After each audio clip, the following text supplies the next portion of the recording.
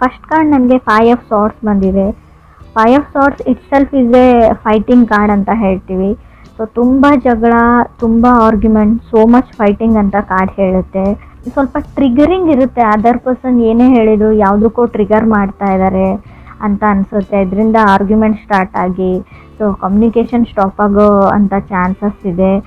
May be careful ಆಗಿರಿ ಅಂತ ಹೇಳ್ತೀನಿ. ಯಾವಾಗಲೂ ನಿಮ್ಮ ಕಲೀಗ್ಸ್ ಇರಲಿ, ನಿಮ್ಮ ಫ್ಯಾಮಿಲಿ ಮೆಂಬರ್ಸ್ ಇರಲಿ, ಸೊ ನಿಮ್ಮ ಪಾರ್ಟ್ನರ್ ಜೊತೆನೇ ಜಗಳ ಆಗುತ್ತೆ ಅಂತ ಹೇಳಲ್ಲ. ತುಂಬ ವಿಷಯಗಳು ಟ್ರಿಗರ್ ಆಗುತ್ತೆ 5 ಆಫ್ ಸಾರ್ಟ್ಸ್ ಇರೋದ್ರಿಂದ. ನೀವು ಕನೆಕ್ಟ್ ಆಗಿರೋ ಪರ್ಸನ್ ಕೂಡ ಟ್ರಿಗರ್ ಆಗಿರ್ಬೋದು. ವೈಸ್ ವರ್ಸಾ ರೀಡಿಂಗ್ ಇದೆ. ಕ್ರಾಸ್ ವಾಚರ್ಸ್ ಯಾರಾದರೂ ನೋಡ್ತಾ ಇದ್ದರೆ ಪೇಷನ್ಸಿಂದ ಇರಿ ಅಂತ ನಾನು ಹೇಳ್ತೀನಿ. ಸ್ವಲ್ಪ ಕೇರ್ಫುಲ್ಲಾಗಿ ಕೂಡ ಇರಿ. ನಿಮ್ಮ ಸ್ಪೀಚ್ ಬಗ್ಗೆ ನೀವೇನು ಮಾತಾಡ್ತೀರಾ ಅದ್ರ ಬಗ್ಗೆ ನಿಮಗೆ ಗಮನ ಇರಲಿ ಅಂತ ಹೇಳ್ತೀನಿ ನಾನು. ಸೆಕೆಂಡ್ ಕಾರ್ಡ್ ನನಗೆ ಕಿಂಗ್ ಆಫ್ ಕಪ್ಸ್ ಬಂದಿದೆ. ಒಬ್ಸೆಸಿವ್ ಅಂತ ಹೇಳ್ತೀವಿ, ಒಬ್ಸೆಸಿವ್ ಇನ್ ಲವ್ ಅಂತ ಹೇಳ್ತೀವಿ. ನೀವು ತುಂಬ ಟೈಮಿಂದ ಅಥವಾ ತುಂಬ ವರ್ಷಗಳಿಂದ ಸೊ ಆ ಪರ್ಸನ್ ಜೊತೆ ಇರ್ಬೋದು, ಲಾಂಗೆಸ್ಟ್ ಟೈಮಿಂದ ಅಂತ ಹೇಳ್ಬೋದು.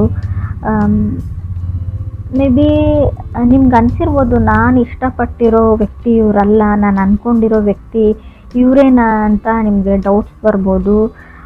ಏನು ಅಂದರೆ ಈ ಮಂತಲ್ಲಿ ಎಸ್ಪೆಷಲಿ ನಿಮಗೆ ಸ್ವಲ್ಪ ಪೇಷನ್ಸ್, ತಾಳ್ಮೆಯ ಅಗತ್ಯ ತುಂಬಾ ಇದೆ ಅಂತ ಹೇಳ್ಬೋದು. ಮೇ ಬಿ ತುಂಬ ಅವರು ಟ್ರಿಗರ್ ಮಾಡ್ಬೋದು ನಿಮಗೆ ಜಗಳಕ್ಕೆ, ಅಥವಾ ಅವ್ರಿಗೆ ಗೊತ್ತಿಲ್ಲದೇ ನಿಮ್ಗೆ ಹರ್ಟ್ ಮಾಡ್ಬೋದು. ಹರ್ಟ್ಫುಲ್ ವರ್ಡ್ಸ್ ಅಂತ ಹೇಳ್ತಾ ಇದೆ ಕಾರ್ಡು. ಥರ್ಡ್ ಕಾರ್ಡ್ ನನಗೆ ಏಸ್ ಆಫ್ ಪೆಂಟಿಕಲ್ಸ್ ಬಂದಿದೆ. ಮೇ ಬಿ ಹಣನೂ ಇಶ್ಯೂ ಆಗಿರ್ಬೋದು, ನಿಮಗೆ ಹಣಕಾಸಿನ ವಿಚಾರದಲ್ಲೂ ಜಗಳ ಆಗಿರ್ಬೋದು. ಮೇ ಬಿ ಕೆಲವ್ರಿಗೆ ಏಸ್ ಆಫ್ ಪೆಂಟಿಕಲ್ಸ್ ಅಂದರೆ ಒನ್ ಮೋರ್ ಚಾನ್ಸ್ ಅಂತ ಹೇಳ್ತೀವಿ. ನೀವು ಯಾರಿಗಾದ್ರೂ ಇನ್ನೊಂದು ಚಾನ್ಸ್ ಕೊಡ್ತೀನಿ ಅಂತ ಡಿಸೈಡ್ ಮಾಡಿರ್ಬೋದು, ಅಥವಾ ಅದರ್ ಪರ್ಸನ್ ನಿಮಗೆ. ಸೊ ಕೊಡಲ್ಲ ಅಂದರೂ ಕೂಡ ace of pentacles one more chance ಕೊಡ್ಬೋದು, ನೀವು ಇನ್ನೊಂದು ಚಾನ್ಸ್ ಕೊಟ್ಟು ನೋಡ್ಬೋದು ಅಂತ ಹೇಳುತ್ತೆ card. Because you love the person ಅಂತ ಕೂಡ ಕಾರ್ಡೇ ಹೇಳ್ತಾ ಇದೆ. ಕ್ರಾಸ್ ವಾಚರ್ಸ್ ನೋಡ್ತಾ ಇದ್ರು ಕೂಡ ಋಷಿಯವರಿಗೆ ನೀವು ಒನ್ ಮೋರ್ ಇನ್ನೊಂದು ಅವಕಾಶನ ಕೊಡಬಹುದು ಅಂತ ಕಾರ್ಡ್ ಹೇಳುತ್ತೆ. ಫೋರ್ತ್ ಕಾರ್ಡ್ ನನಗೆ 9 ಆಫ್ ವಾಂಡ್ಸ್ ಬಂದಿದೆ. 9 ಆಫ್ ವಾಂಡ್ಸ್ ಅಂದರೆ fighting in the war zone ಅಂತ ಹೇಳ್ತೀವಿ. ಬರೀ ಜಗಳ, ನಿಮ್ಮ ಫ್ಯಾಮಿಲಿ ಮೆಂಬರ್ಸ್ ಅವ್ರ ಫ್ಯಾಮಿಲಿ ಮೆಂಬರ್ಸ್ ನಡುವೆನೂ ಜಗಳ ಆಗ್ಬೋದು. ಸೊ ರಿಯಲ್ ಎಸ್ಟೇಟ್ ವ್ಯವಹಾರನ ಮಾಡಬೇಡಿ ಅಂತ ಹೇಳ್ತೀವಿ. ಅದರಿಂದ ಕೂಡ ಜಗಳ ಸ್ಟಾರ್ಟ್ ಆಗ್ಬೋದು. ಈ ಹಣಕಾಸಿನ ವಿಚಾರದಲ್ಲಿ ಸ್ವಲ್ಪ ದೊಡ್ಡ ಮಟ್ಟದ ಟೆನ್ಷನ್ ಕೂಡ ನಿಮಗೆ ಬರ್ಬೋದು. ಹಾಗೆ ಕೂಡ ನಿಮ್ಮ ಮದುವೆ ಫಿಕ್ಸ್ ಆಗಿದ್ದರೆ, ಎಂಗೇಜ್ಮೆಂಟ್ ನಡೀತಾ ಇದ್ರು ಕೂಡ ಅಲ್ಲಿ ಗಲಾಟೆಗಳಾಗ್ಬೋದು ಸಂಬಂಧಿಕರ ಮಧ್ಯೆ, ರಿಲೇಟಿವ್ಸ್ ಮಧ್ಯೆ ಅಂತ ಕೂಡ ಆ ಕಾರ್ಡ್ ಹೇಳ್ತಾ ಇದೆ. ಫಿಫ್ತ್ ಕಾರ್ಡ್ ನನಗೆ 9 ಆಫ್ ವಾಂಡ್ಸ್ ಬಂದಿದೆ. ಎಕ್ಸಾಸ್ಟೆಡ್, ಟಯರ್ಡ್ ಅಂತ ಹೇಳುತ್ತೆ. 9 ಆಫ್ ವಾಂಡ್ಸ್ ಅಂದರೆ ಫೈಟಿಂಗ್ ಅಂತ ಹೇಳ್ತೀವಿ. ನಂಗೆ ಗೊತ್ತಿಲ್ಲ ಯಾಕಿಷ್ಟು ಜಗಳಗಳು ನಡೀತಾ ಇದೆ, ಆರ್ಗ್ಯುಮೆಂಟ್ಸ್, ಫೈಟಿಂಗ್ ನಡೀತಾ ಇದೆ ಅಂತ ಕೂಡ ಅರ್ಥ ಆಗ್ತಾ ಇಲ್ಲ. ಕೆಲವ್ರಿಗೆ ನಿಮಗೆ ಗೊತ್ತಿದೆ ಫ್ಯಾಮಿಲಿ ಮ್ಯಾಟರ್ಸ್ ಅಂತ ಹೇಳಿ.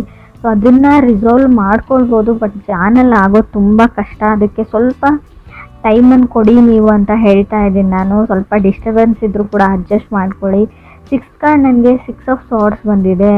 Another opportunity. ನಿಮಗೆ 6 ಆಫ್ ಸಾರ್ಟ್ಸ್ ಇರೋದ್ರಿಂದ ಖಂಡಿತವಾಗಿ ಅವ್ರಿಗೆ ಸೊ ಪೇಷನ್ಸಿಂದ ಇದ್ದರೆ ನಿಮ್ಗೆ ಇನ್ನೊಂದು ಚಾನ್ಸ್ ಅಥವಾ ಆಪರ್ಚುನಿಟಿ ಸಿಗುತ್ತೆ. ಆ ಆಪರ್ಚುನಿಟೀಸಿಂದ ಎಲ್ಲನೂ ಸರಿ ಹೋಗುತ್ತೆ ಕೆಲವ್ರಿಗೆ ಅಂತ ಹೇಳ್ಬೋದು. ಎಷ್ಟೇ ಜಗಳ ಇರಲಿ, ಏನೇ ಆಗಿರಲಿ, ಪ್ಯಾಚಪ್ ಆಗಿ ಒಂದು ಏನು ಹೇಳ್ತಾರೆ ಸುಂದರವಾದ ಬದುಕು, ಲೈಫ್ ಅಂತ ಹೇಳ್ಬೋದು.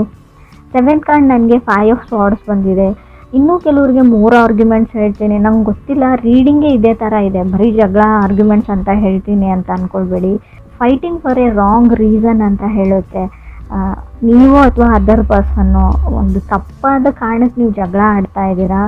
5 ಆಫ್ ಸಾರ್ಟ್ಸ್ ಇರೋದ್ರಿಂದ ಸ್ವಲ್ಪ ಯೋಚನೆ ಮಾಡಿ, ಪೇಷನ್ಸಿಂದ ನೋಡಿ, ನಾನು ಸರಿ ಇದ್ದೀನಾ, ನಾನು ಮಾತಾಡೋ ವಿಷಯ ಸರಿ ಇದೆಯಾ, ನಾನು ಆರ್ಗ್ಯುಮೆಂಟ್ ಮಾಡ್ತಾ ಇರೋ ಟಾಪಿಕ್ ಯಾವ ಥರ ಇದೆ, ಸಿಚುವೇಶನ್ ಸರಿಯಾಗಿದೆಯಾ ಅಂತ ಯೋಚನೆ ಮಾಡಿ. ಈ 8th ಕಾರ್ಡ್ ನನಗೆ 6 ಆಫ್ ವಾಂಡ್ಸ್ ಬಂದಿದೆ. Quick to exit. ತುಂಬ ಬೇಗ ನಾನು ಬಿಟ್ಬಿಡ್ತೀನಿ, ನಾನು ಸಪ್ರೇಟ್ ಆಗಿಬಿಡ್ತೀನಿ, ಡಿವೋರ್ಸ್ ತೊಗೊಂಡ್ಬಿಡೋಣ ಅಂತೀರಾ ನೀವು ಅಥವಾ ಅದರ್ ಪರ್ಸನ್. ಅವ್ರಿಗೆ ನಿಮಗೆ ಬ್ಲೇಮ್ ಬರುತ್ತೆ ಅಂತ ಹೇಳ್ಬೋದು. ಬಟ್ ಇಬ್ಬರದ್ದು ಫಾಲ್ಟ್ ಇದೆ, both people have A part ಅಂತ ಕಾರ್ಡ್ ಹೇಳ್ತಾ ಇದೆ. ಮೇ ಬಿ ಅದರ್ ಪರ್ಸನ್ ನಿಮ್ಮನ್ನು ಇಗ್ನೋರ್ ಮಾಡ್ಬೋದು, ಬ್ಲೇಮ್ ಎಲ್ಲ ನಿಮ್ಮ ಮೇಲೆ ಹಾಕ್ಬೋದು, ತಪ್ಪೆಲ್ಲ ನಿಮ್ಮದೇ ಅಂತ ಕೂಡ ಅನ್ಬೋದು. ಸ್ವಲ್ಪ ದಿನ ಸುಮ್ಮನಾಗಿ ಅಂತ ಹೇಳ್ತೀನಿ ನಾನು. 9th card ace of wands ಬಂದಿದೆ. ಇಗ್ನೋರ್ ಮಾಡ್ತಾ ಇದ್ದಾರೆ. Doing silent treatment. ನೀವು ಎಷ್ಟೇ ಕಾಲ್ ಮಾಡಿ, ಮೆಸೇಜ್ ಮಾಡಿ, ರೆಸ್ಪಾನ್ಸ್ ಮಾಡಲ್ಲ, ಕಾಲ್ ಪಿಕ್ ಮಾಡ್ತಾ ಇಲ್ಲ ಅಂತ ಕೂಡ ನಿಮ್ಮ ಕಂಪ್ಲೇಂಟ್ ಇರ್ಬೋದು, ಅಥವಾ ನೀವು ಈ ಥರ ಮಾಡ್ತಾ ಇರ್ಬೋದು, ಅದರ್ ಪರ್ಸನ್ಗೆ ಇಗ್ನೋರ್ ಮಾಡ್ತಾ ಇರ್ಬೋದು ಅಂತ ಕಾರ್ಡ್ ಹೇಳ್ತಾ ಇದೆ. 10th ಕಾರ್ಡ್ ನನಗೆ 4 ಆಫ್ ಪೆಂಟಿಕಲ್ಸ್ ಬಂದಿದೆ, 11th ಹರ್ಮೆಟ್ ಕಾರ್ಡ್ ಬಂದಿದೆ.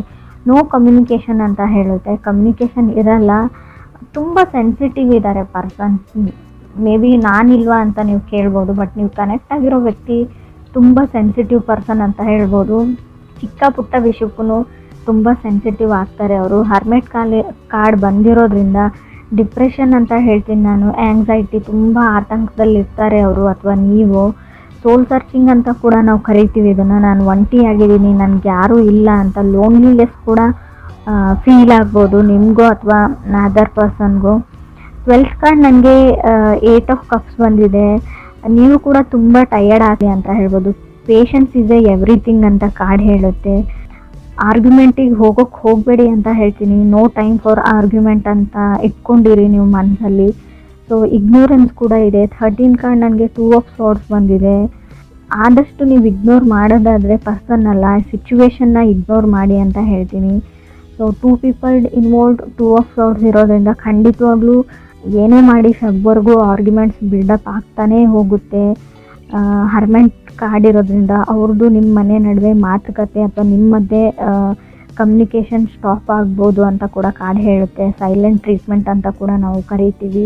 ಸೊ 7th ಕಾರ್ಡ್ 5 ಆಫ್ ಸಾರ್ಡ್ಸ್ ಇರೋದ್ರಿಂದ ಮೇ ಬಿ ಅವ್ರ ಫ್ಯಾಮ್ಲಿ ಮೆಂಬರ್ಸೇ ನಿಮ್ಗೊಂದು ಇಶ್ಯೂ ಆಗಿದ್ದಾರೆ ಅಥವಾ ನಿಮ್ಮ ಫ್ಯಾಮ್ಲಿ ಮೆಂಬರ್ಸ್ ಅವ್ರಿಗೆ ಇಶ್ಯೂ ಆಗಿರ್ಬೋದು. ನಿಮ್ಮ ಮಧ್ಯೆ ಪ್ರಾಬ್ಲಮ್ ಇಲ್ಲ ಅಂದರೂ ಪ್ರಾಬ್ಲಮ್ ತಂದಿಡ್ತಾ ಇರ್ಬೋದು ಅಂತ ಕೂಡ ಕಾರ್ಡ್ ಹೇಳುತ್ತೆ. ಆ್ಯಂಡ್ ಮೇ ಬಿ ನೀವಿಬ್ಬರು ಹಿಡಿದ್ರೆ ಇನ್ನೂ 3 ಮೆಂಬರ್ಸ್ ಇನ್ವಾಲ್ವ್ ಇದ್ದಾರೆ ಇದರಲ್ಲಿ. ಆ ಮನೆಯವ್ರು ಇರ್ಬೋದು ಅಥವಾ ನಿಮ್ಮ ಮನೆಯವ್ರು ಇರ್ಬೋದು, ಅದರ್ ಪರ್ಸನ್ ಮನೆಯವ್ರು ಇರ್ಬೋದು. ಸೊ ನಿಮ್ಮ ಪೇರೆಂಟ್ಸ್ ಇರ್ಬೋದು, ಅವ್ರ ಪೇರೆಂಟ್ಸ್ ಆಗಿರ್ಬೋದು. ಸೊ ಟೋಟಲಿ 5 ಮೆಂಬರ್ಸ್ ಇನ್ವಾಲ್ವ್ಡ್ ಇದ್ದೀರಾ ಈ ಆರ್ಗ್ಯುಮೆಂಟ್, ಈ ಫೈಟಿಂಗಲ್ಲಿ ಅಂತ ಕಾರ್ಡ್ ಕ್ಲಿಯರಾಗಿ ಹೇಳ್ತಾ ಇದೆ. ಮೇ ಬಿ ಅವರೆಲ್ಲರೂ ಸೇರಿಬಿಟ್ಟು ನಿಮ್ಮನ್ನು ಒಂಟಿ ಮಾಡ್ಬೋದು ಅಥವಾ ನೀವು ನಿಮ್ಮ ಫ್ಯಾಮ್ಲಿ ಜೊತೆ ಸೇರಿ ಅವ್ರನ್ನ ಒಂಟಿ ಮಾಡ್ಬೋದು ಅಂತ ಕೂಡ ಕಾರ್ಡ್ ಹೇಳ್ತಾ ಇದೆ. ತಾಳ್ಮೆ ತುಂಬ ಇಂಪಾರ್ಟೆಂಟ್ ಆಗುತ್ತೆ ಇಲ್ಲಿ. ನಿಮ್ಗೆ ಇಷ್ಟ ಇಲ್ಲ ಅವರಿಂದ ದೂರ ಆಗೋದು. The end of the day ಅವ್ರ ಮೇಲೆ ನಿಮಗೆ ಲವ್ ಇದೆ, ನಿಮ್ಮ ಮೇಲೆ ಅವ್ರಿಗೆ ಲವ್ ಇದೆ. ಸೊ ಹಾಗಿದ್ರೆ ನೀವು ಸ್ವಲ್ಪ ಸುಮ್ಮನಿರೋದು ಬೆಟರು. ಯಾರದೇ ಸಜೆಷನ್ನ ತೊಗೊಳಕ್ಕೆ ಹೋಗಬೇಡಿ ಅಂತ ಕೂಡ ನಾನು ಹೇಳ್ತೀನಿ. ರಾಂಗ್ ಸಜೆಷನ್ಸ್ ಕೊಡ್ತಾರೆ ಅವರು. ರಾಂಗ್ ರೀಸನ್ಸ್ಗೆ ನೀವು ಫೈಟ್ ಮಾಡ್ತೀರಾ. ಸೊ ಅದು ಜಗಳಾಡೋ ವಿಷಯನೂ ಆಗಿರಲ್ಲ ಅಂತ ಕೂಡ ಕಾರ್ಡ್ ಹೇಳ್ತಾ ಇದೆ. ಎವ್ರಿ ಡೇ ಆರ್ಗ್ಯುಮೆಂಟ್ ಅಂತ ಹೇಳುತ್ತೆ 8 ಆಫ್ ಕಪ್ಸ್ ಇರೋದ್ರಿಂದ. ಸ್ವಲ್ಪ ನೆಗೆಟಿವ್ ರೀಡಿಂಗ್ ಇದೆ, ನಾನು ಒಪ್ಕೊಳ್ತೀನಿ. ಬಟ್ ಇನ್ ಕೇಸ್ ನೀವೇನಾದರೂ ಮದುವೆಗೋ ಅಥವಾ ಹುಡುಗನೋ ಹುಡುಗಿನೋ ಹುಡುಕ್ತಾ ಇದ್ದರೆ ಅಂಥ ಆಪರ್ಚುನಿಟೀಸ್ ಕೂಡ ನಿಮಗೆ 6 ಆಫ್ ಸಾರ್ಡ್ಸ್ ಇರೋದ್ರಿಂದ ಖಂಡಿತವಾಗ್ಲೂ ಆಪರ್ಚುನಿಟೀಸ್ ನಿಮಗೆ ಹುಡ್ಕೊಂಡು ಬರುತ್ತೆ ಅಂತ ನಾನು ಹೇಳ್ತೀನಿ. ಬಟ್ ಇಲ್ಲೂ ಕೂಡ ನೀವು ರಿಲೇಟಿವ್ಸ್ ಮಾತನ್ನ ಕೇಳೋಂಗಿಲ್ಲ. ನಿಮ್ಗೆ ಯಾರು ಆಫರ್ಸ್ನ ತಂದು ಕೊಟ್ಟಿರ್ತಾರೆ. ಸೊ ಸ್ವಲ್ಪ ಮ್ಯಾನಿಪುಲೇಟರ್ ಇದ್ದಾರೆ ಅವರು. ಇಲ್ಲದೆ ಇರೋದನ್ನೆಲ್ಲ ಇದೆ ಅಂತ ಹೇಳೋವಂಥ ವ್ಯಕ್ತಿ. ನೀವು ಕರೆಕ್ಟಾಗಿ ವಿಚಾರಿಸಿ ಬಿಟ್ಟು ಮುಂದೆ ಸ್ಟೆಪ್ ತೊಗೊಳ್ಳೋದು ಒಳ್ಳೆಯದು ಅಂತ ಕಾರ್ಡ್ ಹೇಳ್ತಾ ಇದೆ. ಡಿಲೇ ಹೇಳ್ತೀನಿ. ಓವರ್ ದ ಟೈಮ್ ಸ್ವಲ್ಪ ನಿಮಗೆ ಎಲ್ಲದರಲ್ಲೂ ಡಿಲೇ ಅಂತ ಅನ್ನಿಸ್ಬೋದು. ಸೊ ಅದು ಒಳ್ಳೆಯದೇ ಅಂತ ಹೇಳ್ತೀನಿ. ಯಾವುದೇ ಸಡನ್ ಡಿಸಿಷನ್ನ ಅಥವಾ ಬಿಗ್ ಡಿಸಿಷನ್ನ ಈ ಮಂತಲ್ಲಿ ಮಾಡಬೇಡಿ ಖಂಡಿತವಾಗ್ಲೂ ಅಂತ ಕಾರ್ಡ್ ಹೇಳ್ತಾ ಇದೆ. 9 ಆಫ್ ವಾಂಡ್ಸ್ ಇರೋದ್ರಿಂದ ಸ್ವಲ್ಪ ಟಯರ್ಡ್ ಆಗಿರ್ತೀರ. ಆದಷ್ಟು ಗುಡ್ ಸ್ಲೀಪ್ನ ತೊಗೊಳಕ್ಕೆ ಟ್ರೈ ಮಾಡಿ, ಚೆನ್ನಾಗಿ ನಿದ್ದೆ ಮಾಡೋಕ್ಕೆ ಟ್ರೈ ಮಾಡಿ ಅಂತ ಹೇಳ್ತೀನಿ. ರಿಯಲ್ ಎಸ್ಟೇಟ್ ವ್ಯವಹಾರನ ಮಾಡೋಕ್ಕೆ ಹೋಗಬೇಡಿ. ಏನಾದರೂ ಬೈ ಮಾಡ್ತೀನಿ ಹೊಸ ವಸ್ತುಗಳಂದ್ರೆ ಅದನ್ನು ಕೂಡ ಸ್ವಲ್ಪ ಪಾಸಲ್ಲಿ ಇಡಿ. ಎಲ್ಲನೂ ಒಂದು ಸ್ಟೆಪ್ ಬ್ಯಾಕ್ ಅಂತ ಹೇಳ್ತೀವಿ, ಸ್ಟೆಪ್ ಬ್ಯಾಕ್ ಆಗಿ ಅಂತ ಹೇಳ್ತೀನಿ ನಾನು.